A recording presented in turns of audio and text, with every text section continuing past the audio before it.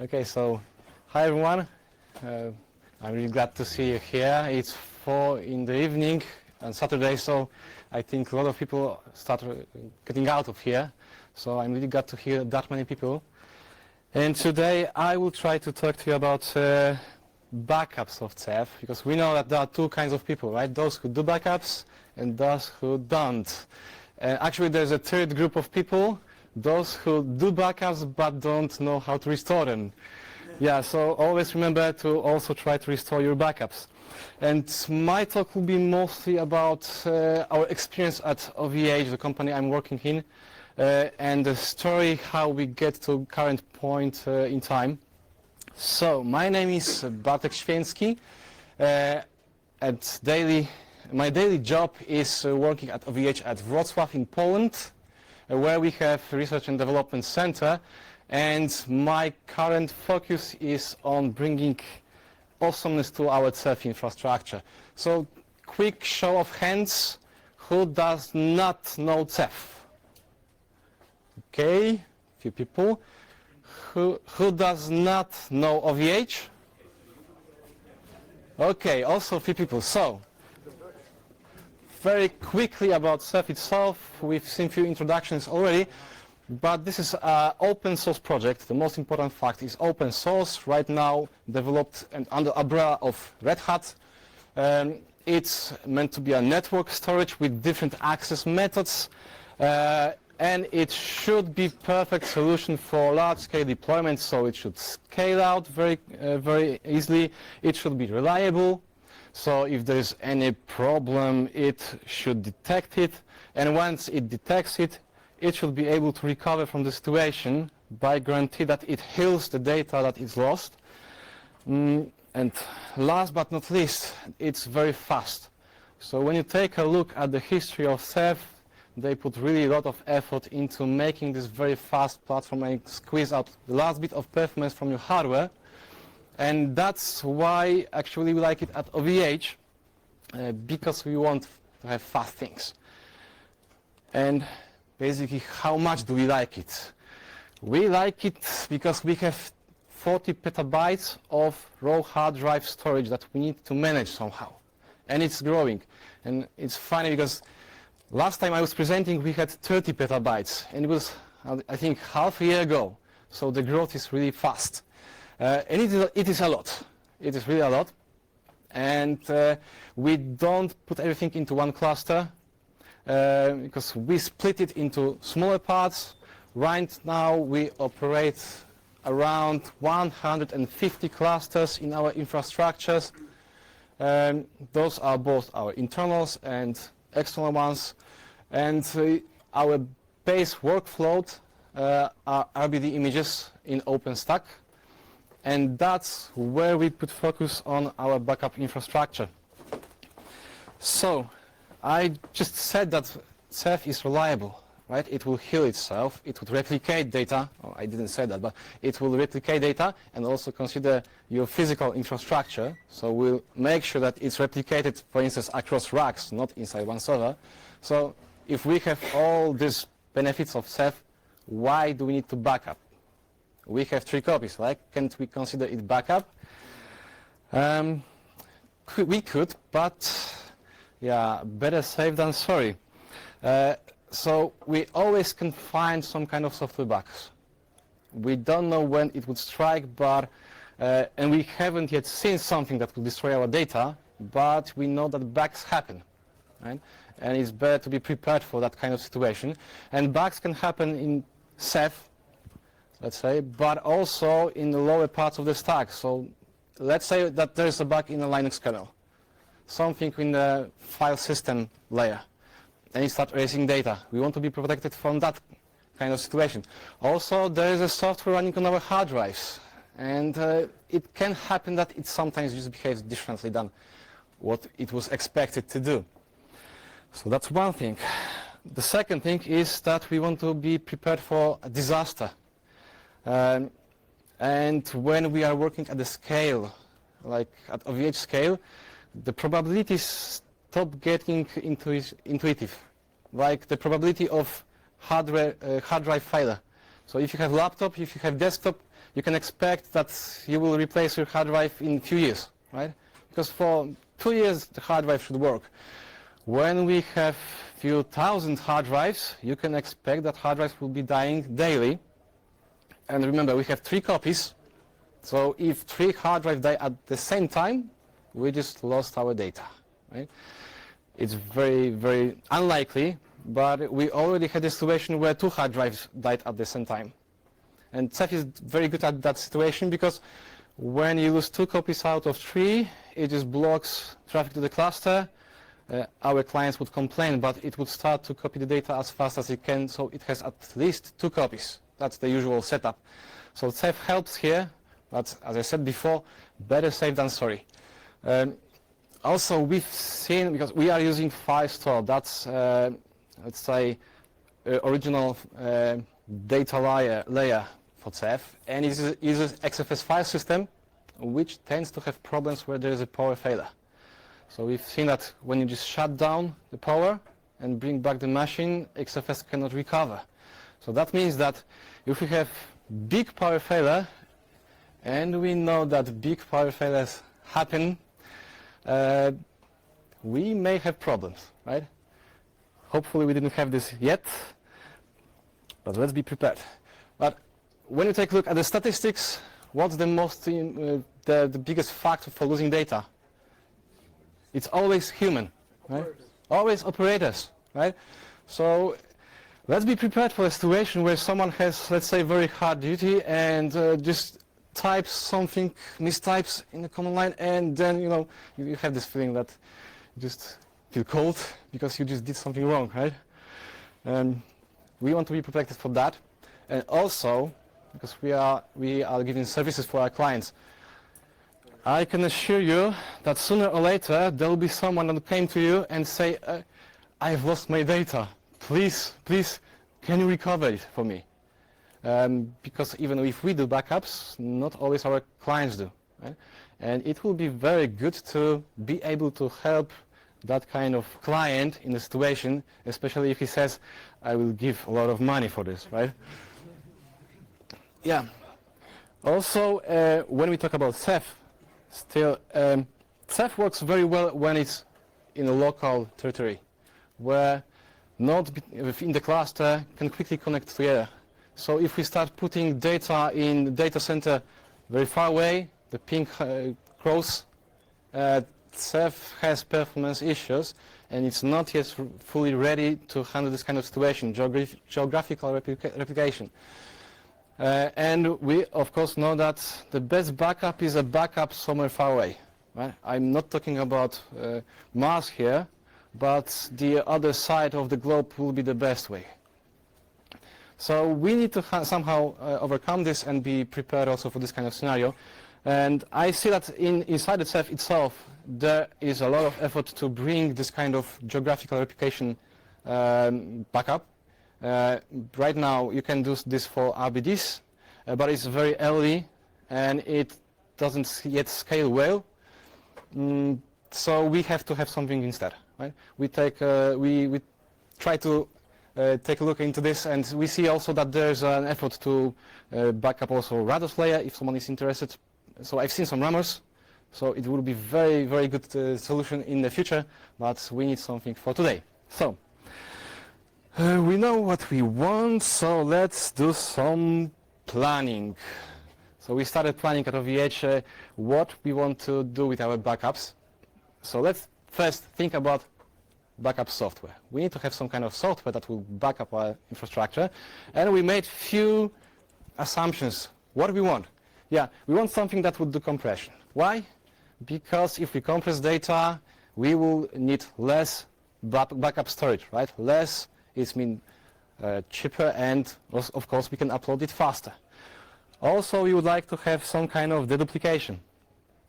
Why? Because sometimes we will be backing up something a few times in a row, right? So we have our one RBD image. The next time we back up it, we can compare it with the previous content, and there will be only a small difference between those two. Also, we want to have encryption. That was one of our really main goals. So we don't want anything to leave our clusters unencrypted. This is customer data. So even if we're talking inside our OVH network, right? We want to keep the data of the clients only inside our clusters. So everything that leaves that must be encrypted. Also, we want something that is speed, yeah, because we have a lot of data to back up. And because exporting data from Ceph is using RBD export, we want to be able to process stream of data. Not a file, just a stream of data, just send it to the backup and everything should work. And we also wanted to support OpenStack Swift. That's a funny thing, because we already have OpenStack Swift in OVH, and this is totally separate thing from Ceph. This is separate code, this is separate team, so if something wrong happens in Ceph, whether this will be a Ceph bug or something in our management infrastructure, the separate team should still be fine, right? So even if in our case we just broke everything, other teams should have the data. Yeah, so, and we didn't find that kind of solution, unfortunately. So instead we tried to look at OVH, what experience do we have? And it turned out that there's a team that is doing something similar, backups of RBD images, and they are using something called Duplicity, which is an open source software to basically do backups, right? And we decided to use this because we already have knowledge how this works and what are quirks. There were some things that they said initially even that we have to consider. But still we are also analyzing alternatives. There's a very nice promising project called Restic. It's still pretty young and it doesn't have compression, but it looks like it may be our replacement in the future. Okay, so we selected software. Let's think about resources. So we had to do some assumptions because we don't know what kind of data our clients have. So we assumed 30%. So if we compress the data, deduplicate it, let's say that we're left with only 30% of original data. Also, we want to reuse as much of our internal infrastructure as possible. So that, as I said already, we used internal OVH Swift cluster. And also we knew that we will need compute powers because we need to do this compression, deduplication, right? So we decided to use just OVH Cloud, where you spawn virtual machines and you can very easily spawn new ones, destroy ones. So that seems very flexible, and if there are any problems with resources, there are dedicated teams to handle those problems, right? So it's less burden for us. Okay, so let's also do some example calculations. At that time, we had 20 petabytes of raw data. We have 3 copies, so when we divide 20 by 3, we have 6.6 petabytes of data, and let's say that we want to back up this daily. Yeah? So let's just divide the numbers. 281 gigabytes per hour to back up, so 4.7 gigabytes per minute. 0.078 gigabytes per second. So throughput of around 0.63 gigabits per second. So it doesn't sound that bad, right? We usually operate on 40 gigabit NICs, so we should be able to handle this. Similarly, we calculated this for raw hard drive speeds. You can calculate how fast it can work. And results were that we can basically back up everything in a few hours, right, if we are happy. And this is initial design. So we have Ceph cluster. Of course, for the image, we need to create a snapshot, so to have it in kind of consistent state, because we don't want to back up something that's changing. Right, then we export this stuff through some kind of backup virtual machine. Also, we containerize some of our infrastructure to be separate from differences between Ceph versions and to have local storage clean up automatically. We put this into Duplicity and then throw out to our Swift storage. Right? So it looks fine. So let's see how it works in practice. So we started implementing it, and very soon we started getting challenges. Okay, so first thing to hammer is Duplicity. Yeah, our selection of the software have some limits. First limit is it doesn't work with data streams. It just works with files. right? So what we do, we take the RBD image, just backup it locally, right, and export this local copy of data to Duplicity. Yeah, we have backup VMs, and we have local storage of, let's say, 500 gigabytes at most. But some of our clients have 2 terabytes of images. Can we handle this? Yeah, we thought that we can use hole punching in Linux kernel. So if we dump something into the local file system, it has a lot of zeros. We will just eliminate those zeros, and maybe we will be lucky to just put those gigabits into much lower space. But no, it didn't work out. We actually. Well, I think I just moved to next problem, but we also have problems with Duplicity because it doesn't tolerate large files. Right? If you go beyond, let's say, a few hundred megabytes, the rsync algorithm that's used inside Duplicity start having some performance issues. So you just have CPUs at the top, just wait for the backup, few hours later you still wait for the backup and nothing works, right? So our colleagues at OVH said that, yeah, you need to split. You need to chop into smaller pieces. You can back up only smaller pieces, and that's what we started doing. So when we dump stuff onto local hard drive, so that Duplicity can back up it, we just split into 256 megabyte chunks. It turned out to be pretty good. We don't have to split into lower amounts. Duplicity was able to handle this size pretty well, right? And the problem that I just talked before, yeah, we have large images, and we have basically a limited local space. So we also need to split the whole RBD image into chunks. We call these chunks, and back up such a large image in parts, each part separately. So it took us some time to implement and fix all the issues, and basically that's the architecture. So we start with Ceph cluster and RBD image and a snapshot. We just cut it into pieces.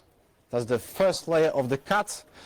Out of this cut we have 25 gigabyte chunks, and then we have to split those chunks into files. Each file is 256 megabytes. Put it into local SSD drive, and then we can put it out into Duplicity and finally go to Swift.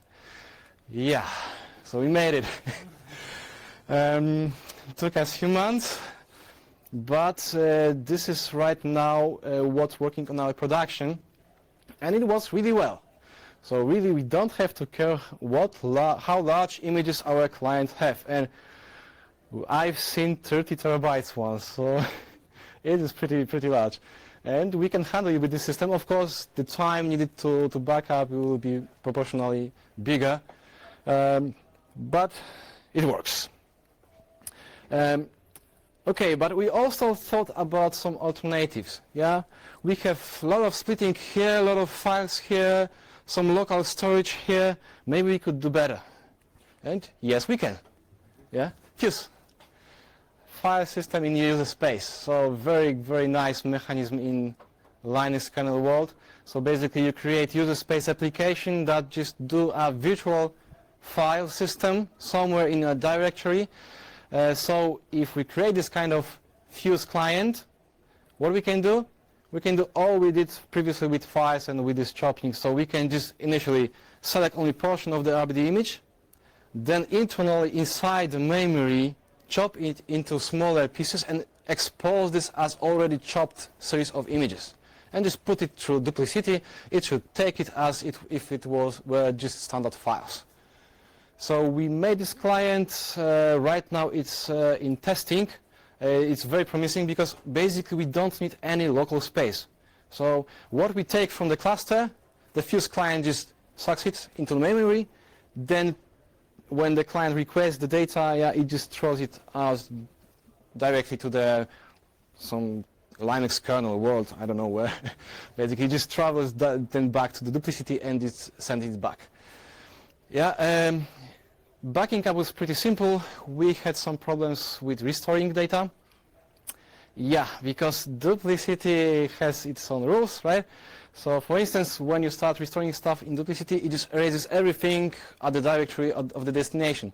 Yeah, so you need to pretend that you handle removals, and then when files start to appear, you just need to handle the situation, and of course keep in mind that you cannot show that there are some files where they are still not uploaded yet. Yeah? So tricky situation, but we have a very bright colleague, and he implemented this. And we plan to put this into our production pretty soon, just to remove the need for local SSD space, because that's currently one of our limiting factors, because we need just a lot of VMs with reasonable size of local hard drive space. Okay. Okay, so let's talk also about something else, impact on our production, because when we start reading data from our clusters, we can expect that it will affect our clients. So from the beginning we knew that we have to throttle the backup system. We have to be able to very easily shape the amount of data that falls through it. That's why we implemented few layers where we can basically just have this valve and rotate it, and even put mode into backup or just reduce it. So one of that valves was made because we used Celery tasks. So Celery is the task processing architectures. It has workers. So the amount of workers which we have spawned is basically number of simultaneous backups we have in the system. So by just spawning more workers or reducing the amount of workers, we can easily just do more or less parallel backups in whole system. But still we want to protect one cluster, right? So we implemented some limits. For instance, how many things can be backed up in one cluster at a time. We also want to limit the time when we back up. So when we schedule new backups, for instance, we can say that schedule this only during night, because there's clients don't do much on this cluster.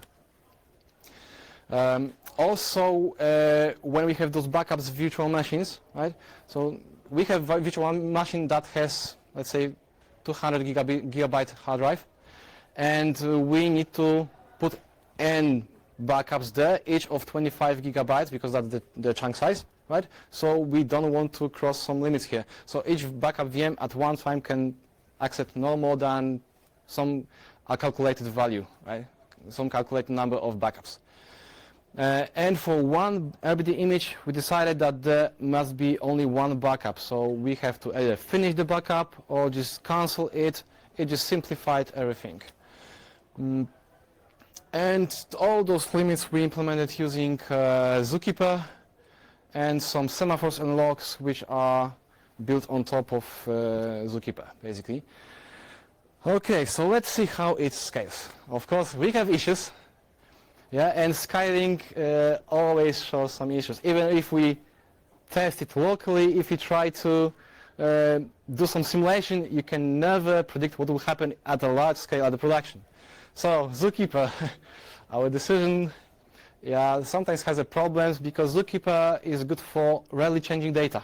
So it will distribute the data in its own cluster, but when you start doing frequent changes, once in a while there will be a snapshot. The snapshot takes a hard drive space. So if you do a lot of changes and acquiring logs and semaphores do a lot of changes, then you have alerts that you run out of space, right? Because there's a lot of snapshots.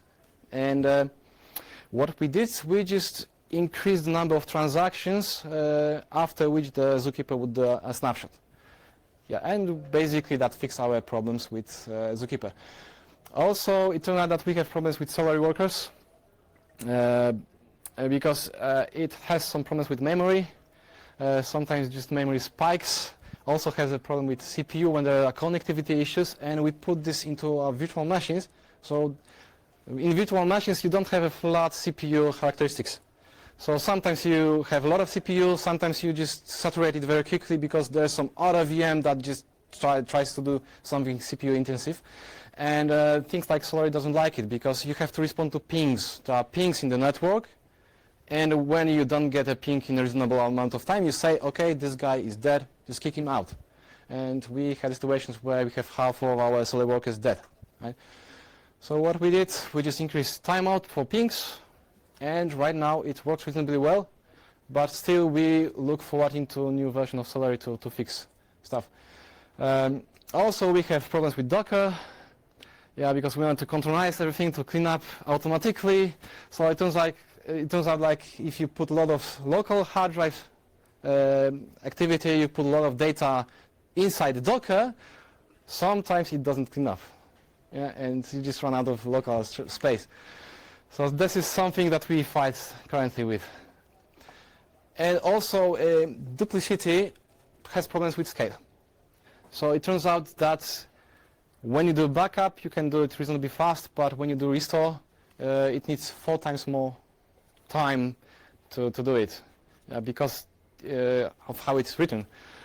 So we started looking for something better, and we come up with code hold backup strategy. And okay, so let's think what better we can do. And this is basically something that we should start with. What's the fastest way to back up a Ceph cluster? Yeah, it's to use another Ceph cluster. Yeah, because Ceph is fast, right? So if we back up Ceph on Ceph, it should be fast on fast, so just fast, right? Okay, so what do? We just create a separate cluster that is supposed to have just a copy of the original one and just be dedicated to backup, right? We also thought that there is a nice feature, RBD export diff, RBD import diff. So basically something that, so basically in Ceph you can just say export me only the changes from given snapshot, put somewhere in the time, and just transmit those changes. Yeah, so we thought, yeah, there must be something in it, and intuitively we said that we may have benefits here. I will show later. Yes, we had. Also, there's one very nice property, which was very crucial for us. If we have this kind of spare cluster with data of let's say, thousands of virtual machines, if we have disaster and our original cluster dies, what do? We just take the spare backup cluster and just plug it into OpenStack and just start firing VMs back, so you can very quickly recover. We don't have to just copy the data back to somewhere. We just take the cluster that we already have. Also, we thought that we can reuse our previous architecture, so previous code that we did to just chop things, yeah, manage this, have these throttles everywhere. We thought that we can easily use the same code. And when we have this backup cluster, and we use what we did before, so just take the hot backup, put it through duplicity. Yeah, we have 2 levels, right? Original cluster, hot backup cluster, and then called duplicity. So we still have this separate software solution, separate team. We still have the data built somewhere, and if we just break everything, there's a separate team that should have data of our clients. Okay, so the architecture is actually simpler than with duplicity. So what we do, take original Ceph cluster, do a snapshot of image. We also decided to still keep this 25 gigabyte chunks because of that we can easily just, when there's a problem, network problem, we can just restart one part, not whole image. Right? So there are some advantages of that. Take the chunk, put it through backup container. I will talk in a minute what it is, and apply it on a backup RBD image.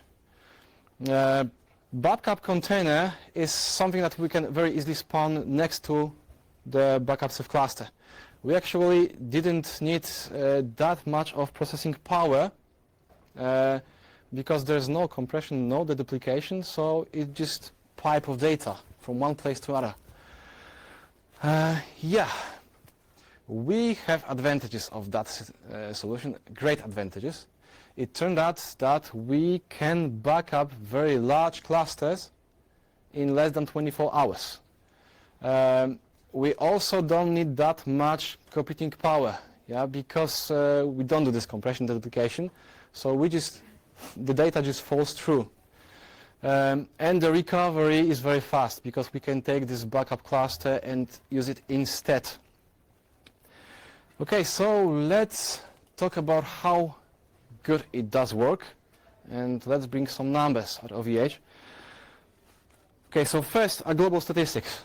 Right now, we actively back up 34 clusters, and daily it's about 1,000 images, and it is still mostly using the duplicity, the old Swift-based solution. So that means that we back up around roughly 0.6 petabytes of data daily. So it already works well, but still we can do better. So this is a case study of one of our biggest clusters, which we experimented with. This is the first production cluster where we implemented the Ceph on Ceph infrastructure. We started with 3,350 images backed up per week. So that was something that we could do on this cluster. It turned out that we actually wasn't able to back up whole cluster in 1 week using the first infrastructure because of the largest images. The largest images, they just needed more time. Once we implemented Ceph on Ceph, that's the second bar here, we still kept this 7-day period, and it turned out that we can back up whole cluster just easily within 1 week. So we had 4,776 images there, and everything was being able to back up in 1 week. And then we shortened the amount of time to do a backup in 1 day, and the performance spikes. That's where we implemented the diff strategy. So it shows that our intuition was right. So if we start exporting diffs only, we can take advantage of the fact that actually in RBD images there's only a fraction of data that changes, and you don't have to re-upload all the time everything else. So it's around 10x performance improvement to the original implementation. One more nice chart. So this basically shows the age of the image. So if we base age of backup, so if we do new backup, we just remove old one, right? So it just goes down to the very young one. On average, our images initially were about 6 days old. So many images we are able to actually back up more frequently than 1 week, but still the worst case scenario was around 1.7 week. Right? Once we started implementing Ceph to Ceph backups, we just reduced this down to around 7 days. You can see some spikes here. That's basically where we were fighting with Celery, Zookeeper, and that's why it doesn't always work perfectly. But the most important thing is here. We switch to diffs, and suddenly we just see a drop. That's, I think, the most important from this talk. What you also can see that there's an initial part where we still are on the Ceph on Ceph level without diffs. That's because you actually have to do a first full backup. Right? So it just takes a few days. Once we have the first backup done, we have snapshot required, then we just start actually implementing the diffs, start applying diffs instead of full backups, and that's where we can expect this reduction of time. Yeah, and similarly, this is something that shows us if we can keep up with the amount of data. So this chart shows this line shows basically new images that we can back up. And the once per time window that we want to have, we just reduce it to 0. So that means that if we have total amount of 4,700 images, this line should get up to the top and cross it at some point before we can say that we can back up everything in time. So initially for duplicity Swift implementation, we were not able to get there. Once we switch to Ceph, yeah, if we just forget about this period, the trend is something that can easily cross the line. But once we added diffs, yeah, we can very easily, in 1 day, just back up everything. Yeah, just to sum up, yeah, backups at scale are possible. Yeah, we do this. We have a lot of data, and we can back up it. But you should do what Ceph actually gives you. Just use the export diff. And that will give you the fastest way to back up your data. And you can definitely back up clusters which are highly utilized in our clusters there's a lot of activity, a lot of stuff is going on 24 hours a day. And actually every 24 hours you can back up data of your clients. That's something that you can easily achieve. Actually you can even get shorter backup times, but you have to watch out for the latency on the cluster because it may start increasing.